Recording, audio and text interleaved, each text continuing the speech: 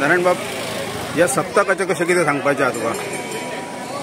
हें जें देवस्थान जावन आसा ते देवस्थानाचें नांव आसा विठोबा पुंडलीक झरीमरी देवस्थान आनी हें देवस्थान खूब पुर्वीचें आसा आनी अशें आमचे पिडये गेले बापूय आसूं आजे पणजे आसूं कापर पणजे आसूं अशा पद्दतीन आयज खूब पिडयाचें हें देवस्थान आनी हेका खूब मोठो इतिहास आसा।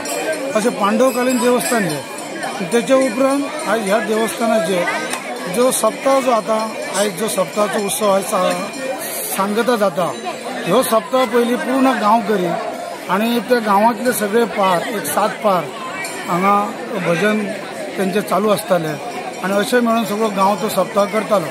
काही कालांतरान थंय थंड देवी रावताले आदी आनी हें देवींचें माहेरघर अशें तेचो एक हें जाता।